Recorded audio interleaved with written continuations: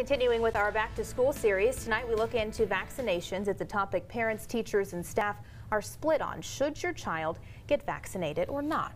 Texas ranks amongst the lowest in vaccination rates, also one of 18 states that allows vaccine exemptions. Whatever your choice is, Febin Cassahoon's here to explain why it's important to plan ahead.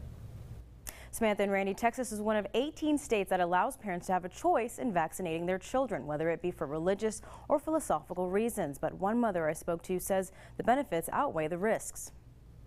They're our kids' first defense. Micah Myrick says the best way to protect her kids is by arming them with vaccines. Even the optional ones like the HPV I've done for my son. She's more concerned about the kids who aren't vaccinated. You hope that the kids that they go to school with are what they call herd immunized, where everyone else is immunized around them. Because there are some kids who can't get vaccinated for allergic reactions or, physical ailments that they have. The mother of two utilizes any type of preventative measures because she says the benefits outweigh the risks. There's times that I've taken them in that they haven't been that sick, and then the next day it gets worse. I took her in a while back for her sore throat.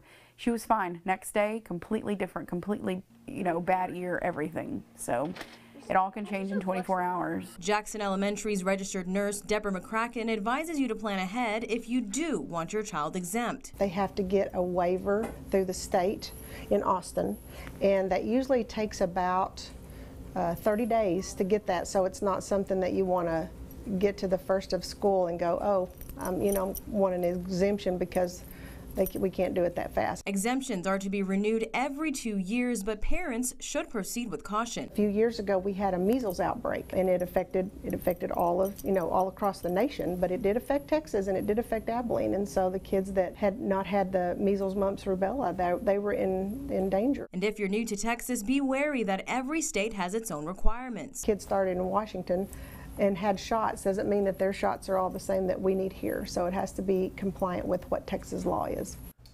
Now, other mothers we reached out to explain they do not get their children vaccinated because their children had an adverse reaction to a shot and almost died at 6 months. In studio, Febin Cassahoon, KRBC, Abilene's local news.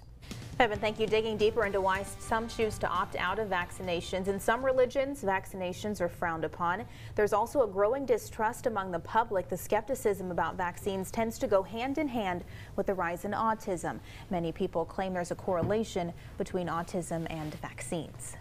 We've learned so much now about what autism really is and how it begins prenatally, well before kids are ever vaccinated.